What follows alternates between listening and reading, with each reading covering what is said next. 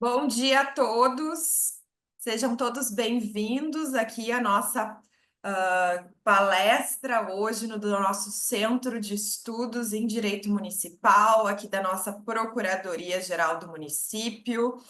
Essa semana damos sequência, né, aos nossos grandes temas aqui dentro dos pilares estratégicos e dos objetivos estratégicos da nossa Procuradoria-Geral do Município de Porto Alegre.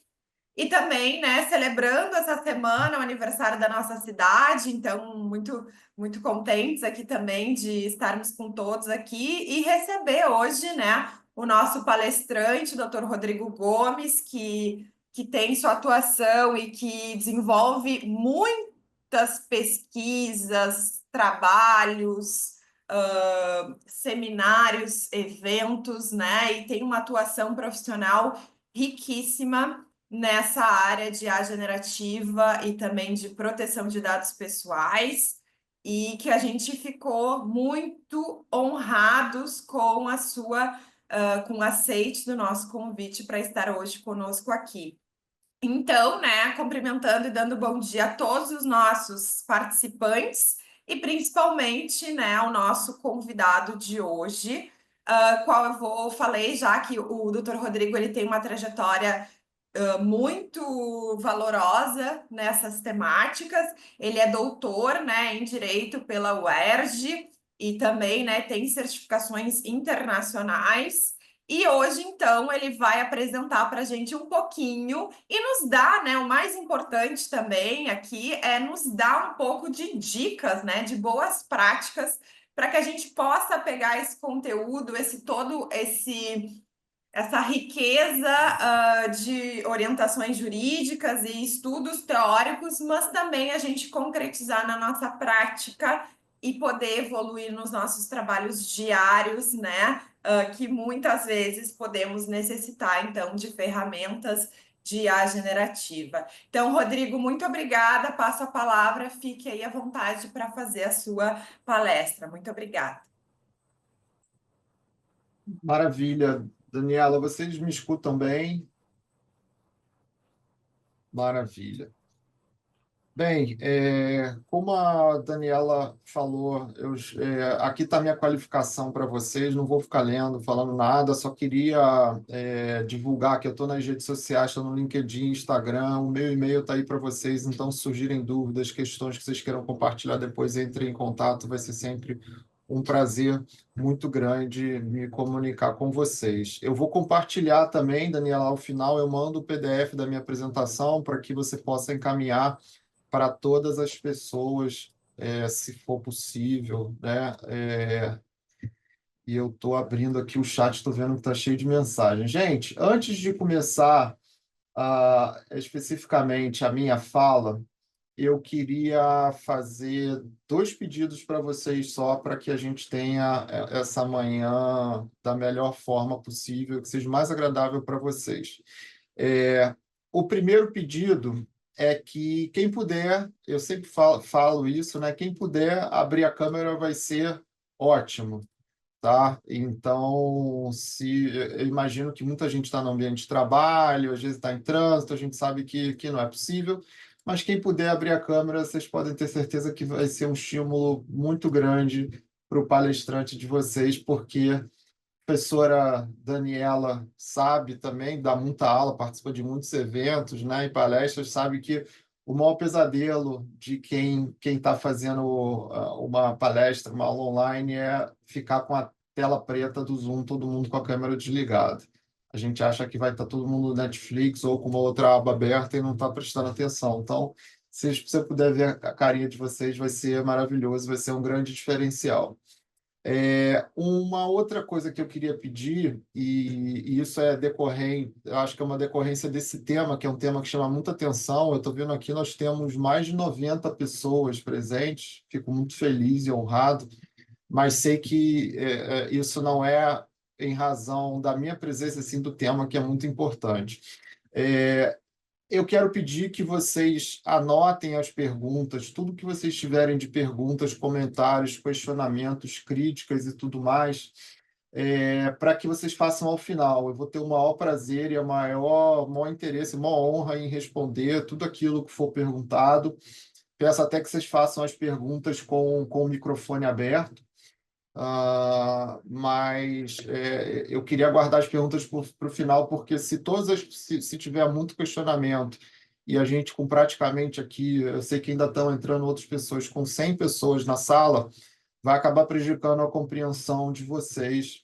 Então, eu peço só essa gentileza que vocês aguardem ao final.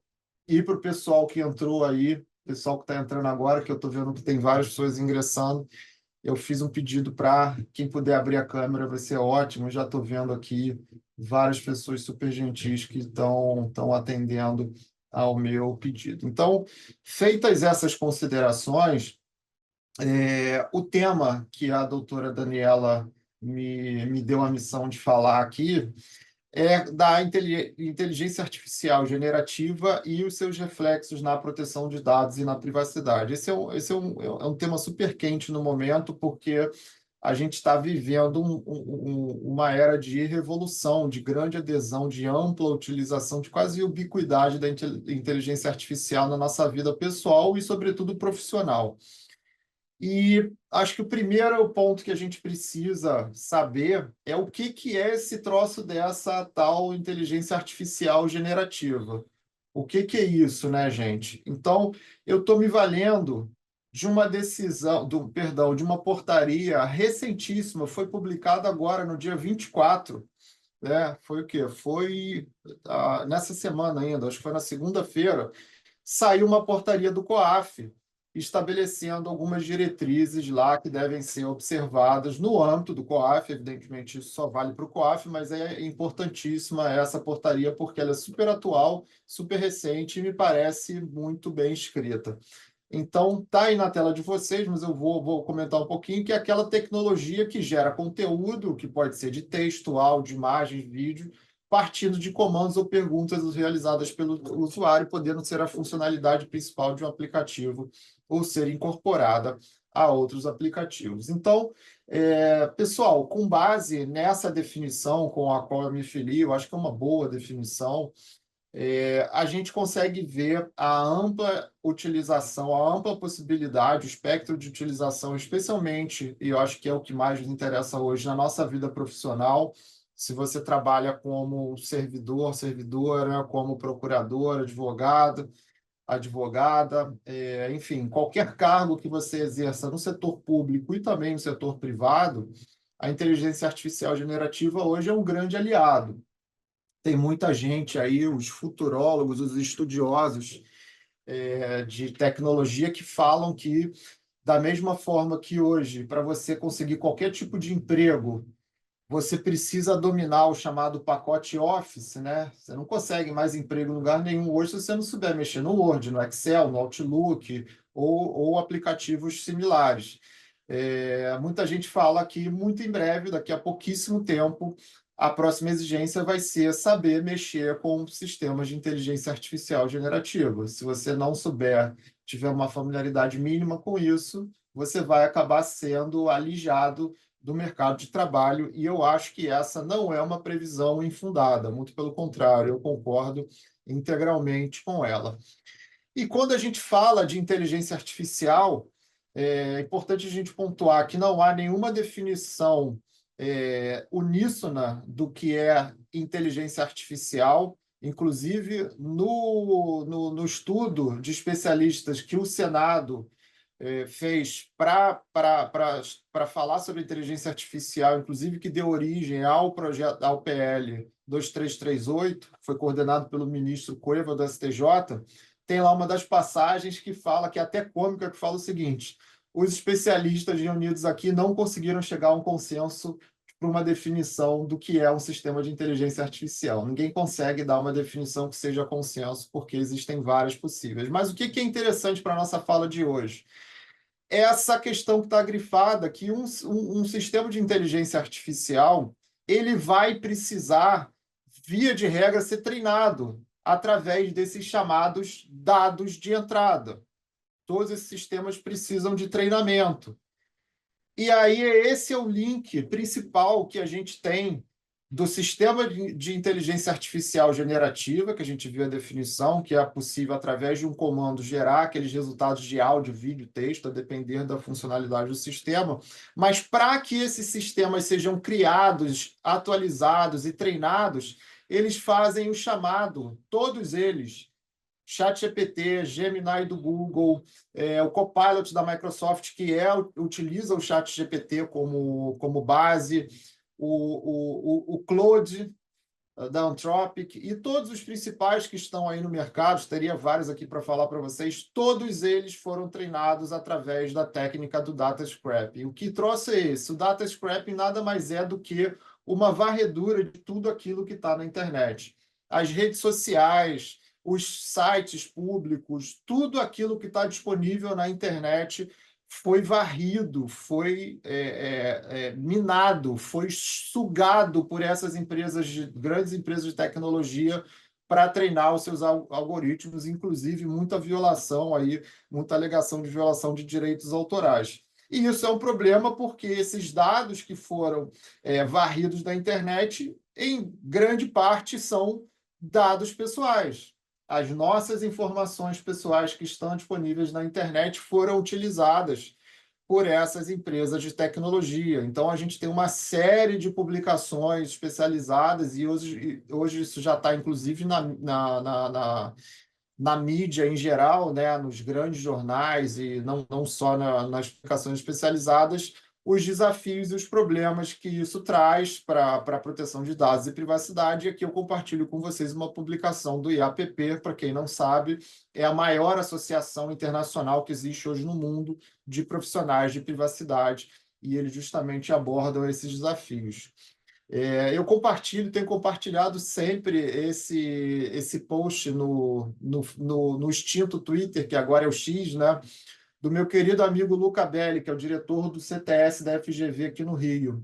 E o Luca Belli, em 2023, fez esse tweet marcando o Sam Altman. Para quem não conhece, ele é o fundador, o criador um dos fundadores e um dos criadores, ao lado do Elon Musk e outras pessoas, da OpenAI, que é a dona do ChatGPT.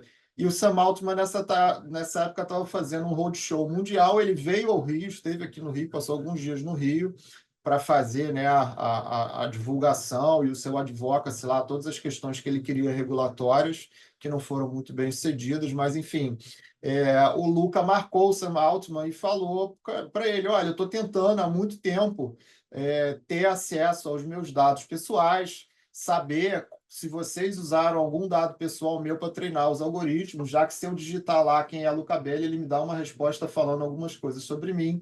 E isso tem implicações, evidentemente, na proteção de dados, porque há tratamento de dados pessoais como prevê a LGPD.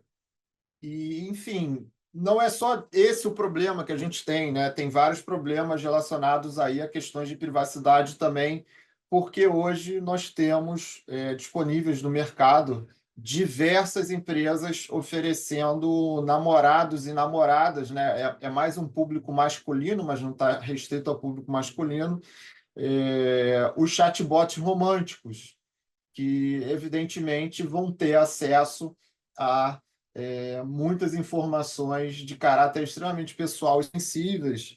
E aí tem uma pesquisa da Mozilla Foundation que fez, enfim, uma averiguação desses chatbots românticos, e eles fizeram um estudo, e 90% dos que foram estudados não têm medidas de segurança mínimas exigidas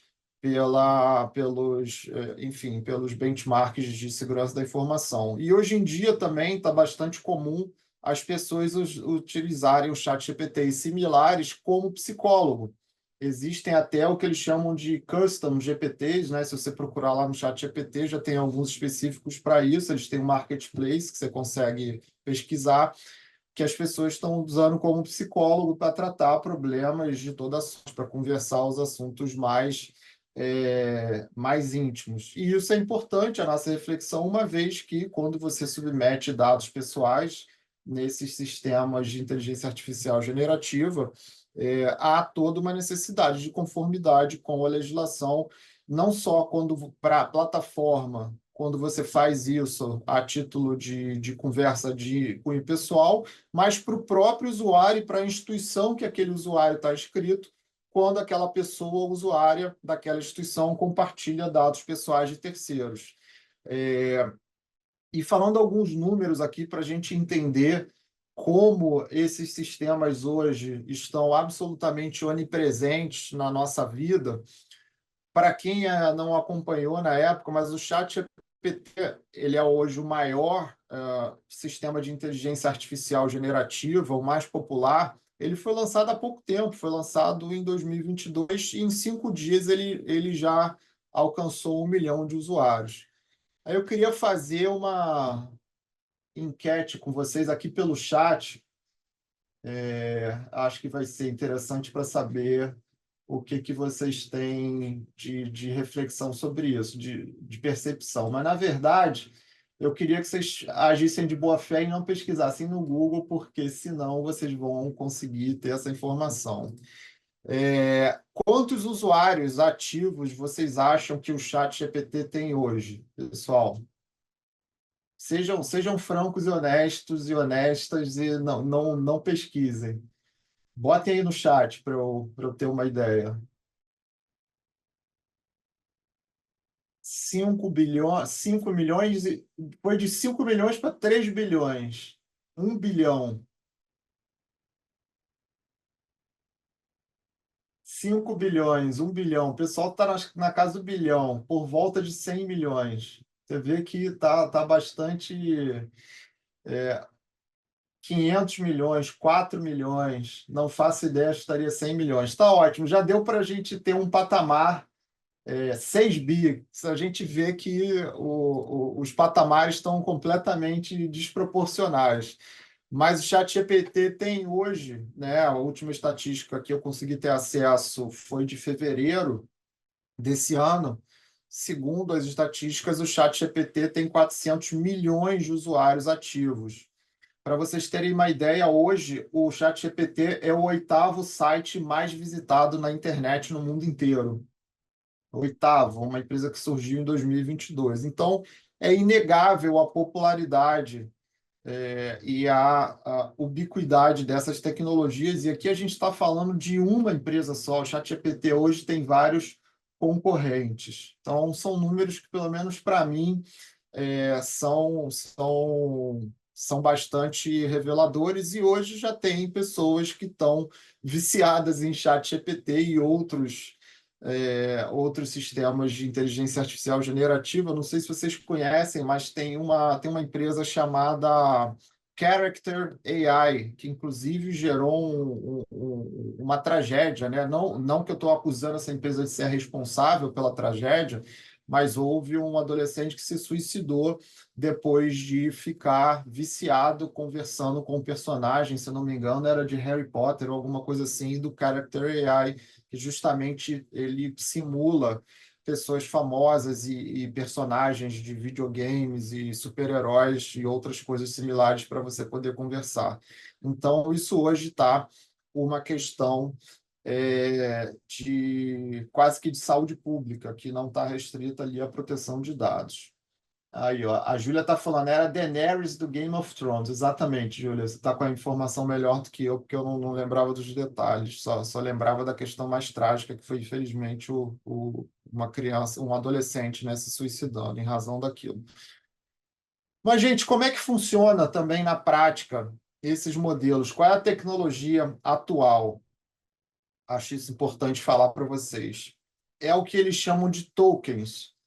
Quando você dá um comando, quando você escreve o que eles chamam de prompt, né, o comando ou prompt, lá no chatbot, no campo lá de escrever, ele vai respondendo, fazendo cálculos matemáticos o tempo inteiro. Aquilo ali é um algoritmo que nada mais faz do que previsões, é um mecanismo preditivo que ele coloca através de um mecanismo extremamente complexo. Eu estou sendo muito reducionista aqui, mas no fim da linha ele vai fazendo previsões de qual será a próxima palavra daquela resposta, de acordo com o contexto que ele presumiu da sua pergunta. por isso que as respostas nunca são uma igual à outra. Se você perguntar a mesma coisa várias vezes para esses mecanismos de inteligência artificial, eventualmente a resposta vai ser diferente, porque ele pode entender que ali você está perguntando de novo, então tem um contexto distinto, a fórmula matemática e o cálculo de probabilidade vai mudar. Então, é importante a gente saber sobre isso. É um mecanismo que cria textos, imagens e vídeos sempre com base em cálculos probabilísticos. Então, o que é mais importante para você conseguir ter a maior acurácia com esses sistemas de inteligência artificial generativa? O mais importante não é a resposta, sim a pergunta. Você precisa saber perguntar. A mensagem, o que em inglês se chama de prompt, é é o que vai definir, e eu vou dar aqui para vocês alguns parâmetros, vou mostrar para vocês alguns benchmarks de prompt para todos os sistemas de inteligência artificial, não só para o chat GPT. E, pessoal, eu não sei se algum de vocês é assinante aí da versão paga do chat GPT, mas ontem houve uma atualização que, para mim, foi um divisor de águas, especialmente porque eu faço palestras, aulas, né? Faço pesquisa e tudo mais, além da advocacia, e eu preciso sempre estar atualizando o material, especialmente as apresentações. Esse e vários slides que vocês vão ver hoje foram criados através da nova ferramenta de criação de imagens do ChatGPT. Então, isso aqui foi criado por mim ontem, através de comandos com a contextualização do que eu ia falar e o que eu queria que estivesse no slide. Então, e assim, antigamente você fazia isso, o texto saía todo borrado, era horrível, não dava para ter texto. Agora o negócio ficou perfeito e isso aqui é o pior que tem hoje, só vai melhorar, tá? Vai melhorar a cada dia e tá revolucionário. Então, gente, olha o que está acontecendo no mercado de trabalho. Isso aqui é um vídeo que foi postado no ano passado no X, e na verdade o cara printou uma tela do LinkedIn de recrutamento só de engenheiro de prompt, ou prompt engineer várias empresas, como, por exemplo, ali vocês estão vendo a Microsoft, a própria OpenAI e outras gigantes da tecnologia buscando engenheiros de prompt, ou seja, está criando aí uma nova função que é a pessoa que sabe perguntar e que sabe bolar os comandos para a inteligência artificial generativa para que a resposta seja a melhor possível. Então, o que é importante você saber e você refletir na hora de fazer a pergunta para que a sua resposta seja a melhor possível e a mais detalhada e sem as chamadas alucinações, né? Se vocês já ouviram falar, é muito comum hoje falar em alucinação do sistema de inteligência artificial generativa, justamente por causa dessa previsão. Ele presume um determinado contexto da sua pergunta, e aí aquilo acaba gerando uma resposta totalmente desconecta do que você perguntou e da realidade. Então, você tem que dar um contexto muito claro, as suas instruções têm que ser muito específicas, você tem que definir muito claramente o que eles chamam de output, ou seja, o formato de saída. Qual é a resposta que você quer? Em que formato? Você quer uma resposta mais erudita, mais formal, mais informal? Você quer um texto longo? Você quer quantos parágrafos? Você quer um texto simples? Itens que você quer evitar, botar todos os avisos possíveis e, se possível, botar um contexto adicional quando você entender necessário ou quando for possível. Tem até o manual de prompts oficial do Google, que é de abril do ano passado, que traz exatamente essas questões. Então, ele fala sobre perfil, tarefa, contexto e formato. Aqui, inclusive, tem na tela de vocês, eu printei aí desse documento que é público, um prompt que eles consideram interessante. Esse prompt aqui eu botei até o original, que foi publicado, salvo engano, pelo CEO da OpenAI. CEO não, o CEO é o Sam Altman, é um diretor, enfim, é um cara, tá lá no topo do ranking da OpenAI. E aí ele bota o objetivo o output aqui, o return format, formato de resposta, os avisos e um contexto adicional. Então, ele quer fazer uma trilha de duração média dentro de um espaço de 2 horas dirigindo no máximo de São Francisco. E aí ele bota todos os detalhes que ele quer sobre trilhas, onde procurar, alguns avisos, né? E também a questão da realidade, ou seja, para não ter alucinação, para que hoje esses sistemas eles já fazem pesquisa na internet, algo que é recente, antigamente não, e aí ele vai checar essas informações. Então, tudo isso aqui vai fazer uma diferença enorme quando você estiver lidando com inteligência artificial generativa. Aqueles comandos simples, como, por exemplo, escreva uma petição inicial para o caso de cliente com conta bancária bloqueada indevidamente pelo banco. Se você digitar esse comando no chat GPT, ele vai te dar lá uma minutazinha meia boca. E, gente, eu não estou falando aqui para substituir o advogado e a advogada, pelo amor de Deus, eu sou advogado. Isso aqui a gente está utilizando uma ferramenta para te inspirar, para te auxiliar, mas evidentemente todas as respostas e tudo que você extrair de lá, você tem que revisar, reler, conferir linha por linha, letra por letra, vírgula por vírgula. Nunca copie, colhe o resultado e manda para frente, porque isso vai te dar problema na certa. Eu vou mostrar para vocês aí alguns casos bastante curiosos. Então, esse é um prompt extremamente ineficiente. Por que, gente, que isso é ineficiente? Lembra que eu falei para vocês do data scrapping? Ou seja, o banco de dados que foi vasculhado e objeto de treinamento dessas inteligências artificiais é basicamente tudo que está na internet. Quanto menos contexto você der, quanto mais genérico for esse seu comando, mais vai ser o espectro de busca e menos especializada vai ser a resposta. Quando você vai dando contexto e finalidades e deixando cada vez mais específico, com exemplos e tudo mais da resposta, mais específico e mais conteúdos especiais ele vai procurar e mais assertiva provavelmente vai ser a resposta. Então, aqui é um prompt ineficiente. Você não deveria fazer isso porque provavelmente vai vir um troço genérico. Agora, olha a diferença desse mesmo prompt com muito mais contexto e exemplos.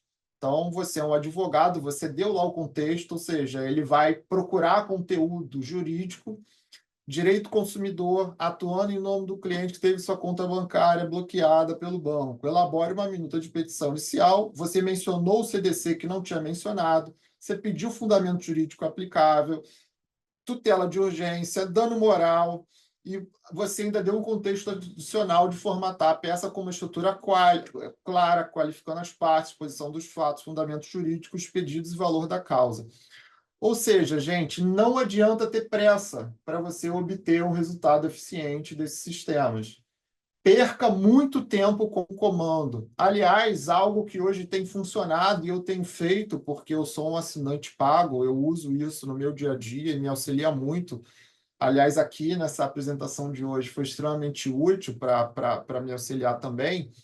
Quando você tiver com dificuldade, manda o seu comando para o sistema e pede para ele te ajudar a melhorar o próprio comando.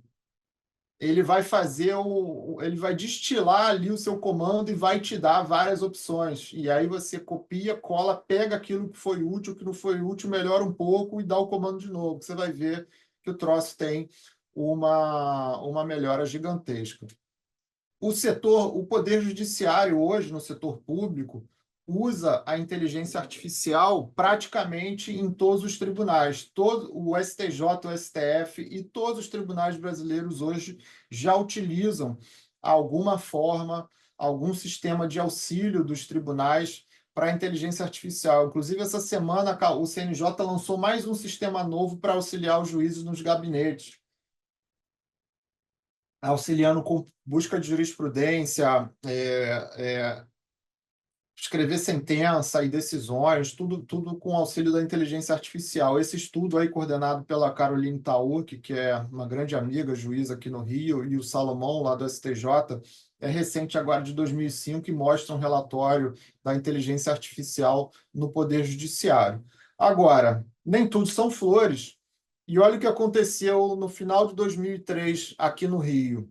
Saiu uma sentença no TRF, daqui do Rio de Janeiro, onde o juiz julgou improcedente um pedido e mencionou jurisprudência do STJ.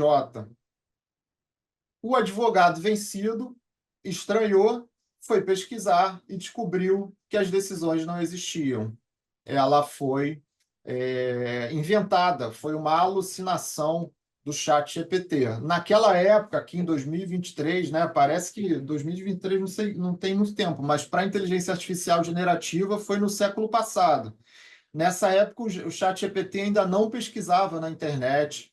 Hoje a gente tem até a pesquisa profunda do chat GPT e outras funcionalidades de vários outros sistemas também que vão conferir as informações da internet. Ele está muito preciso, mas tem que tomar cuidado. E esse aqui também, que eu não sei nem se isso é verdade, mas eu achei cômico, que esse tal desse Bruno Cunha, não sei nem quem ele é, postou no X uma decisão que o juiz, provavelmente, se isso for verdade, o magistrado esqueceu e botou o comando também na decisão. Então, para quem não está conseguindo ler direito, está escrito aqui: ele elabore uma decisão judicial indo na esteira da manifestação do MP abaixo, não copie, não plagie, nem faça um texto parecido com a manifestação do MP abaixo. Faça parecer que um juiz de direito pensou, pessoa diversa do MP, leu a manifestação do MP abaixo, então elaborou a decisão, sendo fiel aos fatos e não à escrita. Você veja que o comando dele está muito bom, né? Ele está malandro aqui de prompt, mas ele não foi malandro o suficiente para excluir o comando e ele simplesmente copiou e colou tudo ali sem revisar nada. A verdade é essa, é o que a gente extrai disso. Então, esse aqui é um problema danado, gente.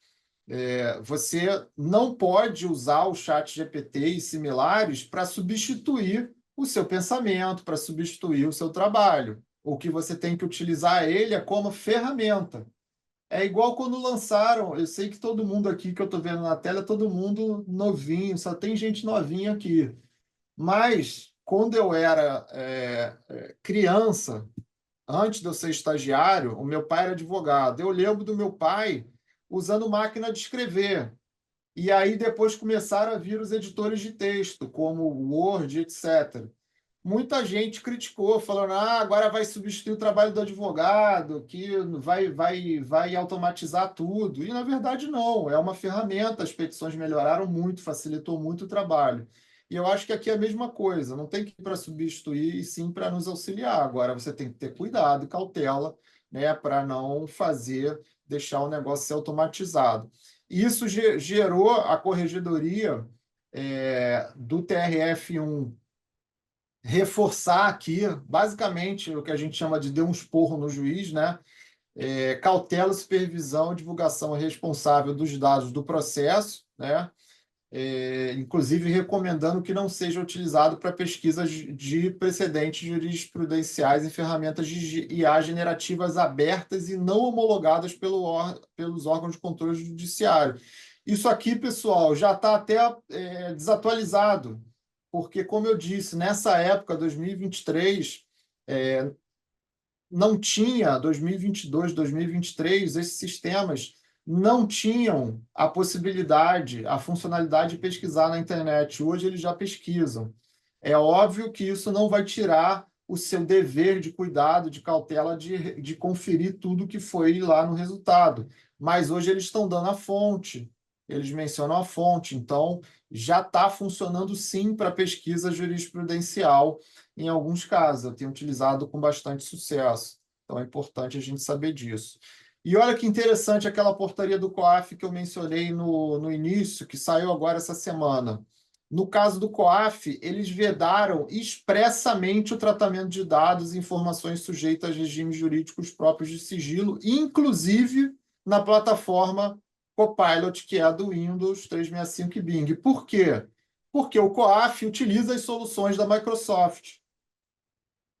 E aí lá está todo mundo utilizando as ferramentas do Copilot e eles não querem, por uma questão de segurança da informação e sigilo, já que a gente está trabalhando com um órgão de controle de atividade financeira, precisa ter um controle de segurança da informação monstruoso, uma vez que você compartilha aquelas informações que você tem um dever de sigilo ou proteção de dados pessoais e privacidade com o sistema de inteligência artificial, é importante que vocês saibam, já mencionei isso, mas eu volto a mencionar, que está havendo uma atividade de tratamento de dados. Você está enviando aqueles dados para um sistema de inteligência artificial que está fora daquela organização. Inclusive, em praticamente todos esses sistemas, você está fazendo uma transferência internacional de dados, provavelmente para os Estados Unidos. E se você utilizar o DeepSeek, que hoje está bastante popular, você está mandando os dados para a China. Isso não é vedado pela LGPD. Importante que a gente fale, não é proibido pela LGPD, mas há necessidade de medidas de conformidade, que a gente já vai falar um pouquinho sobre elas aqui. Então, nesse caso aqui, por um ato administrativo, o COAF, por ter uma dinâmica extremamente peculiar de informação de sigilo até de ordem constitucional, sigilo bancário, né, e fiscal, ele não quer a utilização dessas plataformas. Né? E falando de LGPD, não custa lembrar para o pessoal que não está familiarizado com a lei que há o princípio da segurança muito claro, que obriga o agente de tratamento à adoção de medidas técnicas e administrativas que sejam aptas a proteger os dados pessoais. Vou dar um exemplo aqui que eu acho que é uma boa prática de conformidade. Se você utilizar a versão gratuita do ChatGPT, pelo que eu sei, eu não sei, porque isso todo dia muda, né? Essas plataformas estão mudando, mas até onde o que eu sei, os dados pessoais, tudo que você colocar lá, inclusive dados pessoais, vão ser utilizados pelo sistema para o seu próprio treinamento e aprimoramento. Se você utilizar a versão paga empresarial, que é a que eu uso no meu escritório e todos os advogados têm as suas contas vinculadas à nossa conta empresarial, eles não utilizam os dados para treinamento. Você tem uma camada adicional, uma medida de segurança adicional que só existe na versão paga. Então, é importante a gente saber, já que isso é uma medida técnica e administrativa apta a proteger o dado pessoal. Continua tendo transferência internacional, já que os servidores do ChatGPT, da OpenAI, estão primordialmente nos Estados Unidos. E aí você toma as medidas necessárias, inclusive hoje já tem um regulamento lá de transferência internacional de dados na ANPD, que é a nossa Autoridade Brasileira de Proteção de Dados. Um ponto interessante quando a gente fala de medida de segurança, eu acho importante falar aqui é a questão das senhas, né? Já que quando você vai utilizar o ChatGPT, você vai precisar de um login e senha.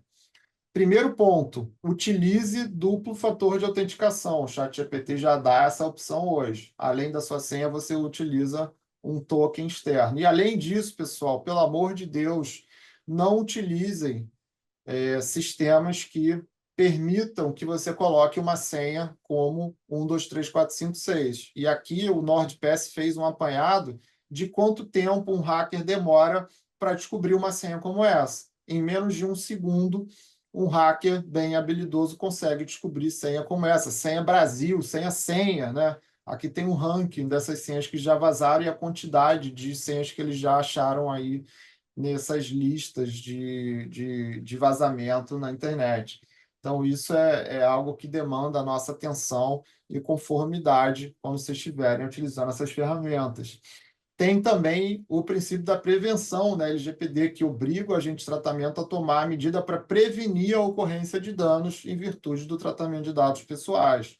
Isso é importantíssimo para as instituições públicas e privadas quando forem tratar dessa questão da utilização pelas pessoas que estão na organização. E também a demonstração pelo agente de tratamento de medidas efetivas e que sejam capazes de comprovar a observância e cumprimento das normas da LGPD, inclusive as eficácias dessas medidas. Como é que você faz isso, gente? Através da documentação. A gente já vai falar um pouquinho mais sobre isso. A gente não pode esquecer que todos esses mecanismos de boas práticas, de minimização de dano, de governança, ou seja, o cumprimento a esses princípios da segurança, da responsabilização e prestação de contas, eles são critérios que devem ser observados pela ANPD caso vá haver aplicação de alguma sanção administrativa.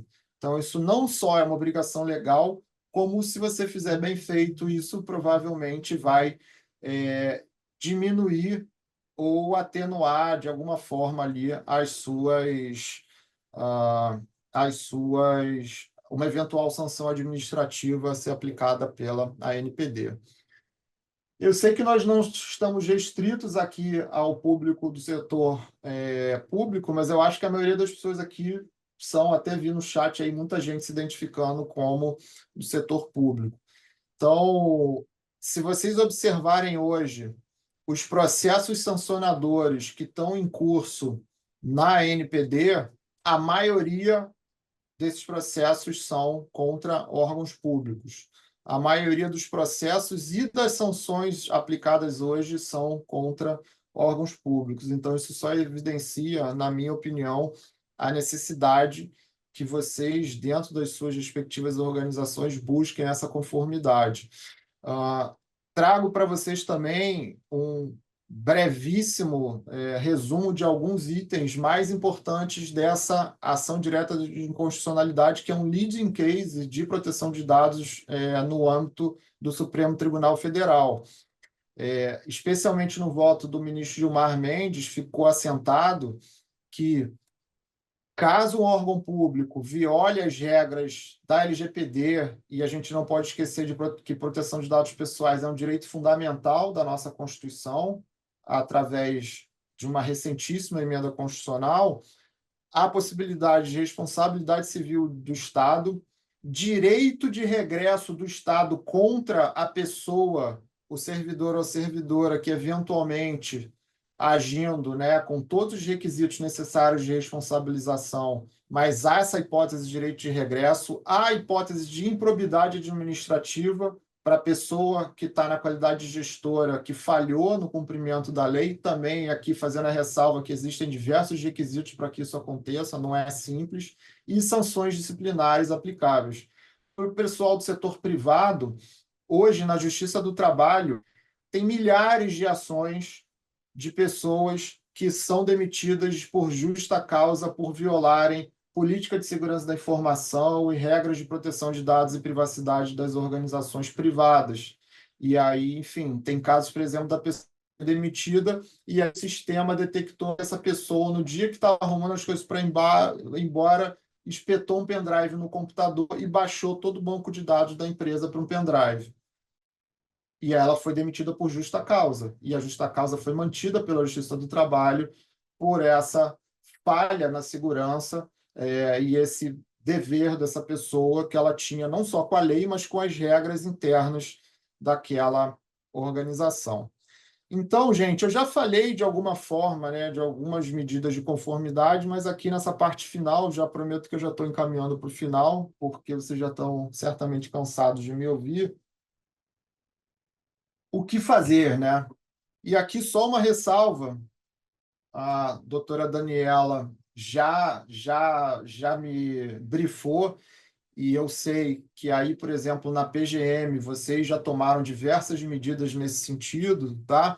Então, aqui não é ensinar o padre a rezar a missa, e só falar de questões de boas práticas, e muito voltada aqui para a realidade do Rio, que é onde eu estou localizado. Então, o que fazer nesses casos de inteligência artificial generativa? E acho que isso aqui vale um pouquinho além, não só restrito à IA generativa, mas todas essas questões tecnológicas que envolvem proteção de dados. Eu queria mostrar para vocês, primeiro ponto, que é esse ato, essa resolução da PGM do Rio, que saiu também semana passada, e que um passarinho aí me contou que foi inspirada, inclusive, na no ato administrativo da PGM aí de Porto Alegre. Então, olha que interessante, isso houve uma regulamentação do uso dos sistemas de IA pela PGM Rio, com requisitos e boas práticas para membros e servidores dessas ferramentas. O item 4, o artigo 3º, ok, enfim, falando ali bastante as coisas mais óbvias, mas olha, eu queria destacar mais o artigo 4, né? Que, primeiro, um dever de observância das regras de proteção de dados na utilização de inteligência artificial, se certificando que dados pessoais sensíveis aos sigilosos não sejam compartilhados com terceiros e que tais informações não sejam utilizadas para base de treinamento das plataformas existentes. Então, gente, vamos lá. Vamos supor que você é um estagiário, uma estagiária aí da PGM. Vocês têm residentes aí, Daniela? Acredito que tenham, né? Então, você tem residente aí? Temos, estão aqui, inclusive, conosco Que hoje. maravilha. Então, A vamos nossa falar. a gente colocou, na verdade, agentes públicos, né? Porque é o gênero que abrange todas as categorias, né? De colaboradores em geral, até aqueles que a gente vem ainda a ter, que não temos ainda, mas temos residentes também, eles também já estão, inclusive, em treinamento, alguns, né? A depender do seu preceptor, se quer ou não que ele faça esse treinamento de IA, inclusive. Maravilha. Então, vocês já sabem tudo, mas eu vou falar aqui, vou falar um pouco sobre um tema que vocês já estão craques, mas acredito que nem todo mundo é dessa área, então acho importante a gente mencionar. Como é que você resolve isso, esse artigo 4º aqui? Então, você é lá um residente, um estagiário, uma estagiária, um servidor, uma servidora, e aí você quer que o sistema te auxilie em resumir uma apelação civil ou uma contestação ou uma inicial que tem muitas folhas e está difícil, aquele advogado que não sabe escrever direito, aquela petição carregada, chata, e você queria um auxílio ali para, né, para ter mais subsídios para fazer melhor o seu trabalho. Em vez de você baixar o PDF, subir na inteligência artificial com tudo que está naquela peça e pedir, dar o seu comando para resumir, para fazer acontecer, o que que você faz? Você omite o número do processo, o juízo, as partes e copia só os argumentos. Dá uma lida, vê se evidentemente ali nos argumentos não se menciona nome, alguma possibilidade de identificação das partes, você omite essas questões e a partir desse texto que você copiou e colou e deu uma decantada, você joga na IA. Ou seja, esse texto, se você tiver o cuidado adequado, vai estar anonimizado. Não vai ter dado pessoal naquele texto. Com isso, você resolve o problema. Você não está realizando, você não está, aquela instituição, através de você, não estará realizando nenhuma atividade de tratamento de dados. Não vai se aplicar LGPD porque não tem dado pessoal ali naquele comando, naquela interação que você está dando. Então, essa é a forma que você tem para conseguir fazer esse tratamento, essa utilização da inteligência artificial com a segurança e com conformidade com a lei. Então, enfim, o parágrafo único fala lá que o servidor, residente, estagiário deve priorizar a utilização de IA institucional, verificando termos de uso. E olha que interessante, as ferramentas de IA podem ser utilizadas apenas de forma auxiliar e complementar a atividade, sem substituir a análise e decisão humana. Isso aqui é importantíssimo, eu já tinha falado para vocês. Não copiem, colhem o resultado e sigam em frente, gente. Isso é uma maior loucura que você pode fazer. Você tem que conferir linha por linha, vírgula por vírgula. Aquilo ali é para ser uma ferramenta e não a solução. E a responsabilidade pelo conteúdo produzido com auxílio da IA, em especial a generativa, é exclusiva do servidor residente ou estagiário. Então, importante isso, até uma questão de responsabilização pessoal. E aí dá mais um exemplo aqui do município do Rio, e aqui eu deixei até a fonte, esses próximos slides, que eu já estou terminando, acho que a gente só tem 2 ou 3 slides para terminar, são de autoria da Ana Paula, que é a encarregada pela proteção de dados pessoais aqui do município, tá? Eu pedi permissão expressa, consentimento expresso dela, ela me autorizou a utilizar esse slide, porque eu vi essa apresentação dela, achei maravilhosa. Tirei algumas coisas aqui, só botei o que nos interessava hoje. e quero compartilhar com vocês. E repito, não estou ensinando o padre a rezar a missa, eu sei que vocês aí já têm todas as medidas, mas aqui vão algumas inspirações. E o Rio de Janeiro, o município do Rio, pessoal, hoje é referência no Brasil de conformidade com o LGPD. Não é porque eu sou daqui, não, é uma coincidência de eu ser daqui, até porque eu não sou um agente municipal, então não tenho nenhum interesse pessoal nisso, é só uma constatação evidente. Então, tem já um programa municipal de proteção de dados com todos os instrumentos necessários, como termos de uso, política de cookie, consentimento, inventário de dados pessoais. Tem um link aqui embaixo para vocês, só procurar no Google também. Esses documentos aqui, relatório de impacto, tudo isso aqui, gente, tem disponível de maneira gratuita para qualquer pessoa baixar e, evidentemente, não copiar e se inspirar e utilizar no dia a dia de vocês. Isso aqui nada mais é do que o cumprimento de várias obrigações da LGPD, em especial o princípio da responsabilização e prestação de contas, como a gente viu, que fala que o agente de tratamento não só deve cumprir a LGPD, mas ele tem que demonstrar efetivamente que cumpre, e essa demonstração é feita através de documento. Olha aí mais um slide feito pela ferramenta nova que lançou ontem do ChatGPT. É fundamental, além da documentação, gente, e acho que isso aqui que vocês estão fazendo hoje é uma parte disso, é treinamento e conscientização. Eu hoje tenho trabalhado, apesar de ser da iniciativa privada, eu tenho sido contratado muito pelo setor público. Mas eu já vi que tem um errinho aqui, né? No final ali ficou com dois A's. Vou xingar depois o chat GPT falando que ele errou, mas enfim, nem tudo é perfeito.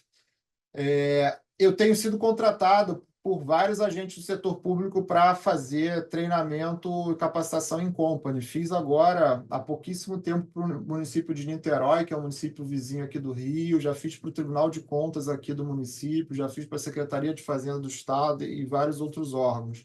Então, essa parte de treinamento e conscientização é fundamental e ela faz parte de qualquer framework de conformidade com o LGPD, e vocês aí estão nesse caminho, certamente. Para terminar, efetivamente, esse aqui é o último slide, eu queria terminar com uma mensagem boa, né? Porque eu vim aqui só... Parece que eu vim botar medo em vocês, falando de riscos, de problemas, né? Mas, na verdade, a ideia não é essa. Eu acho que a conformidade com a LGPD, ela pode ser um ativo, ela pode ser tida como uma oportunidade, sem negar que existem custos envolvidos, enfim, qualquer medida de compliance gera atrito, gera custo, né? Não é fácil de você dar conformidade para qualquer tipo de legislação e regulamentação, e a LGPD não foge disso, mas eu acho que dá para a gente fazer desse limão uma limonada, melhorando a governança interna, né? A questão da segurança é fundamental. E, gente, proteção de dados se confunde com a própria democracia, já que a proteção de dados decorre do que a gente chama, e está lá no artigo 2º da lei, de autodeterminação informativa, ou seja, do direito que nós temos, da liberdade que nós temos de controlar os nossos próprios dados pessoais, de ter mecanismos, de ter controle, de ter acesso, de ter transparência ao que fazem com os nossos dados pessoais. Então, isso é fundamental para a cidadania, né? Para a democracia, para o nosso bem-estar e para a preservação das nossas liberdades. Então, era isso que eu queria falar com vocês. Muito obrigado.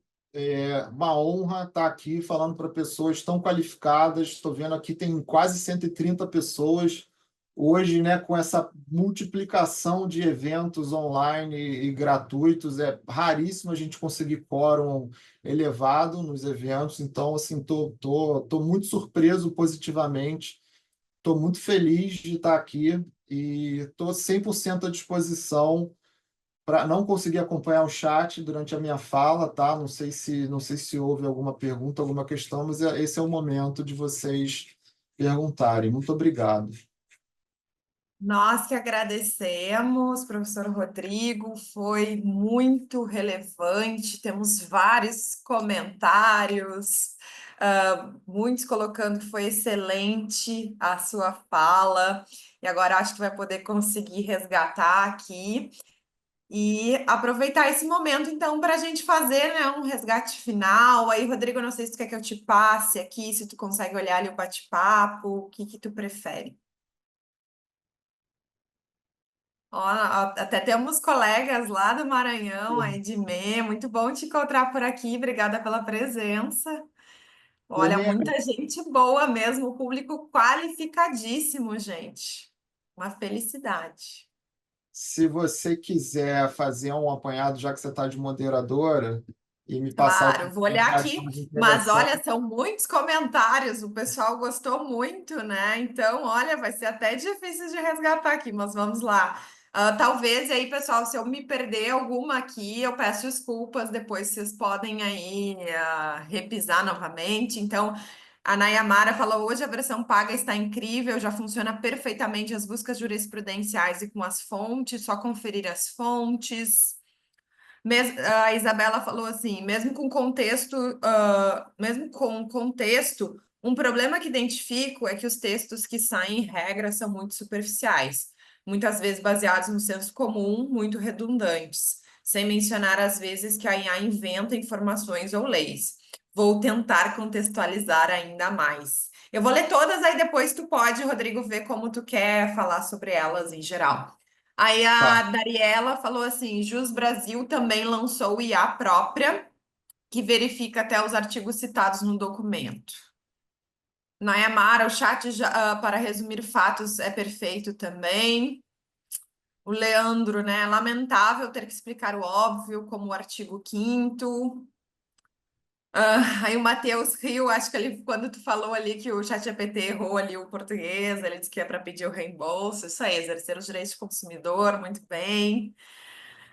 Leandro deu parabéns aqui, disse que foi muito bom.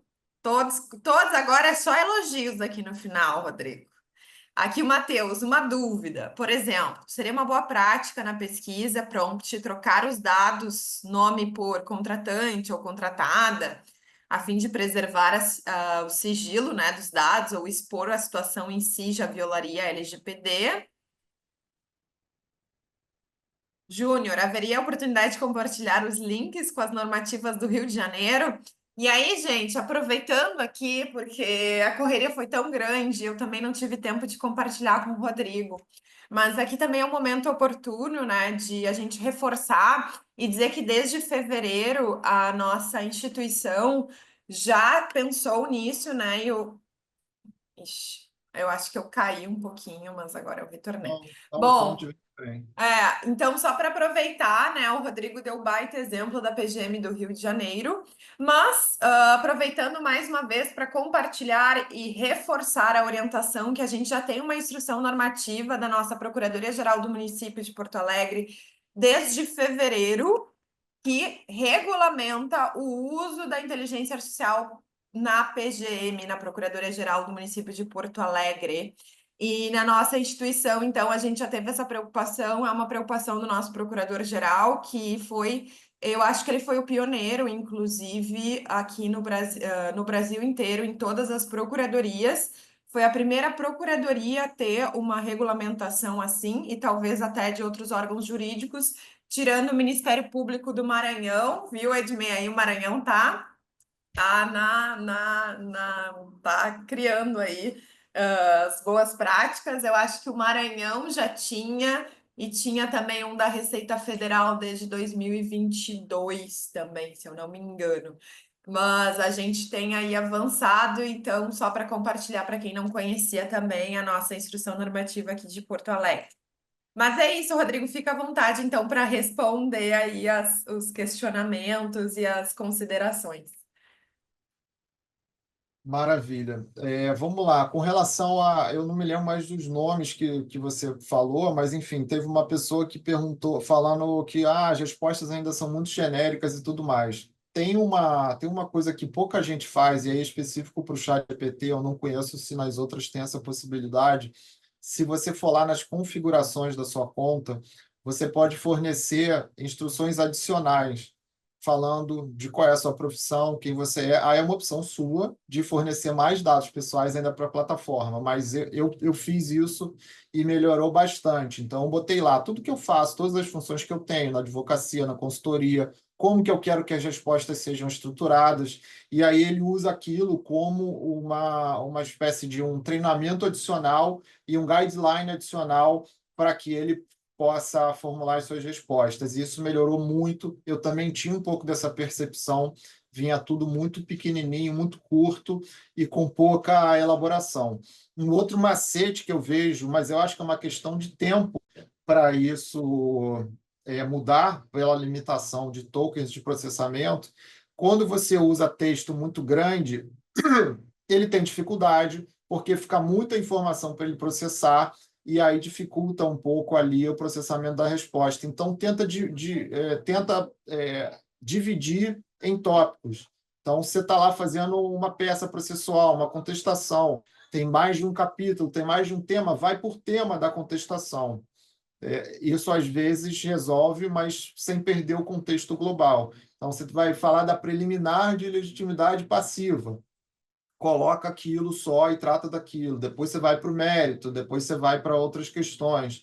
Então, quanto menor for a quantidade de informação que você dê ali para ele processar, mais fácil vai ser o resultado. Se você botar um PDF de 200 folhas, você vai ver que ele não vai ver tudo e ele vai simplesmente omitir diversas informações. Você tem que segmentar.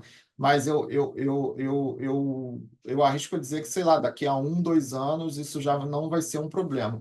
Gente, se você utilizou o ChatGPT em 2022, como eu fiz, e utilizar hoje, é como se você estivesse andando de bicicleta e hoje você estivesse andando de Ferrari. É assim, é uma evolução absolutamente monstruosa, não tem comparação.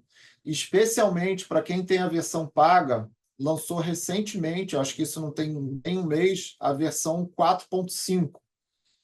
Gente, essa versão 4.5 que eu acho que hoje está exclusiva para a versão paga é um troço absurdo, especialmente para reflexão mais profunda, como a gente precisa, né? Elaborar argumentos de defesa, me auxilia aqui em desenvolver melhor essa impugnação a esse documento com base no artigo tal, na lei tal, e citando o precedente do STJ tal, fica muito melhor. Então, é aquilo, que não fui eu que falei isso, tem muito especialista falando, eu só estou amplificando a mensagem. O que a gente tem hoje é o pior da tecnologia. A cada dia que passa, ela vai melhorando. Então, as coisas só têm melhorado. E essa melhora, ela não é linear, ela é exponencial. Cada novo modelo que lança, ele é 1000 vezes melhor. Não é questão de 10 vezes melhor, é 1000 vezes melhor. É um troço, assim, absolutamente incrível. Agora eu estou conseguindo acompanhar aqui o chat. Então, Daniela, a hora que você... Eu não sei se vocês estão com limitação de hora, eu não estou, mas aí eu não sei como é que você quer fazer, tá? Você me chama aqui que... Vamos ver se alguém gostaria de fazer alguma consideração aqui, colocar alguma pergunta Tem vários no final. chat. Tem vários aqui no chat, por isso que eu estou perguntando. Eu não sei aí, Rodrigo. De repente faz aí um resgate final, então, para a gente não avançar muito, que eu sei que os residentes, principalmente, eles têm outros compromissos, né? Tu quer que eu te leia aqui as últimas? Não, estou lendo aqui agora. Estou vendo aqui agora. Bem, a Daniela perguntou quais as IAs que ocupam o top 5 do ranking que o senhor recomendaria como ferramenta auxiliadora do trabalho. Olha, aqui ó, eu utilizo e recomendo o ChatGPT e a versão paga, eu acho que faz toda a diferença. São US$ 29 por mês, não é um valor baixo, mas também não é um troço que você vai empobrecer para utilizar. Especialmente numa instituição privada, que é o meu escritório, a gente consegue pagar, graças a Deus. Acho que vale todo o investimento se você puder pagar a utilização. Que mais? De inteligência artificial. O Copilot da Microsoft. Para PowerPoint, para apresentação, né? Tem o Gama, que é uma ferramenta de inteligência artificial para criar apresentações, que é maravilhosa. Tem um também para você fazer degravação de áudio. Ele, inclusive, reconhece voz, chamado Transcriptor, vou botar aqui, que a gente utiliza para reunião presencial. Esse Transcriptor é pago, é uma ferramenta muito boa que a gente usa, por exemplo, nas reuniões de sócios, algumas reuniões com clientes que são mais importantes, evidentemente, dando transparência à visão de todo mundo e pedindo o consentimento de todo mundo. A gente grava e aí ele faz a degravação de todas as vozes individuais de cada pessoa, depois a gente joga numa inteligência artificial e pede para fazer uma ata, um resumo, um extrato daquela reunião. Isso facilita muito o trabalho, ajuda pra caramba. Então, assim, a grosso modo, se eu pudesse, acho que são ferramentas boas para o nosso dia a dia. E aí o Leandro aqui falou, vai ser meio engraçado dizer isso, porém encontrei um chat GPT gratuito, um ótimo amigo, inteligentíssimo para termos conversa profunda, como eu gosto e muito educado. Ele aprende via essas conversas e instruções que forneço. Não precisei da versão paga. Legal, Leandro, a experiência. É só importante a gente, como a gente viu lá, você ter a noção de que tudo que você falar ali, teoricamente, pode ser utilizado pela empresa, mas eu não tenho nada contra essa utilização, desde que você tenha consciência e haja transparência por parte da plataforma sobre isso. Compartilha link onde Rio de Janeiro já implementou as normativas da LGPD para ter conhecimento e exemplo como fazer as normativas. Júnior, o PDF que eu compartilhei tem os links lá para toda a documentação do Rio de Janeiro, da prefeitura e justamente das pessoas e dos departamentos que estão comandando isso. Aí a última pergunta aqui então, Daniela, para a gente encerrar. O Carlos perguntou sobre autoria. Qual sua opinião sobre a apropriação de um texto feito pelo GPT, por exemplo, em um artigo? Olha, eu confesso que eu não entendi muito bem essa pergunta, mas pelo que eu pude compreender, será que o Carlos está aí? Será que você não quer fazer essa pergunta através do microfone, Carlos, para contextualizar melhor? Porque tem várias possibilidades da gente abordar aqui. Eu queria entender mais precisamente qual foi a sua pergunta. Porque não há direitos autorais do ChatGPT pelo que eu sei, né? Eu não sou especialista em PI, mas pelo que eu sei que eu entendo, não há direitos autorais ali sobre os outputs, não tem uma proteção de PI sobre aquilo. Então, não vejo problema disso. Agora, acho que é importante haver uma transparência de quem utiliza de mencionar a fonte, né? Então, você pode, olha, isso aqui foi criado com auxílio de inteligência artificial, não tem problema nenhum disso. Tanto que eu mencionei aqui, olha, pessoal, criei esses slides através do ChatGPT e tá tudo certo. Acho importante fazer essa ressalva. Bom, eu acho que é isso, né, Rodrigo? Olha que experiência, quantos insights, quantas ideias, né? E o tema realmente ele está iniciando, mas é muito bom, pessoal, a gente sempre fazer essas perguntas, assim, essas reflexões críticas, né? Porque justamente, né, até pegando aqui a última pergunta do Carlos, né, só da pergunta dele já me veio vários aspectos, né, se ele estava falando isso eticamente, se ele estava pensando em alguma questão mais de propriedade intelectual, né, direitos autorais, e são questões que realmente nem sempre elas são fáceis, né, a gente está experimentando, e é justamente isso, né, que a gente sempre fala, é uma experimentação acompanhada, uma experimentação responsável e uma experimentação que a gente tem que estar sempre parando, refletindo, né, relembrando alguns aspectos aí principais, né, com relação a essas questões éticas e outras de boas práticas. Mas eu acho que é isso, eu só tenho a agradecer, eu acho que foi muito inspirador. Acho que o Rodrigo, ele apresenta muito bem, de uma forma muito leve, ele tem uma competência, assim, fantástica para trazer tantos assuntos que são complexos por si só, mas de dar, né, toda essa leveza aqui para nosso dia a dia. Então, assim, Rodrigo, em nome do Centro de Estudos aqui da Procuradoria, a gente agradece, assim, de coração mesmo, pela tua disponibilidade. A gente sabe hoje que tirar um profissional da sua agenda para vir aqui, né, de forma gentil e generosa, compartilhar conhecimentos que sempre gosto de lembrar que são de anos, né, de experiência e de estudo. Então, isso é realmente algo assim que precisa ser pontuado. Então, muito, muito obrigada. Eu que agradeço, é uma honra, gente. Sigo à disposição aí, espero que a gente possa se encontrar em breve. Com certeza. Até mais e um bom dia a todos. Obrigada a todos a participação ativa, inclusive, né, com todas as contribuições. Tchau, tchau.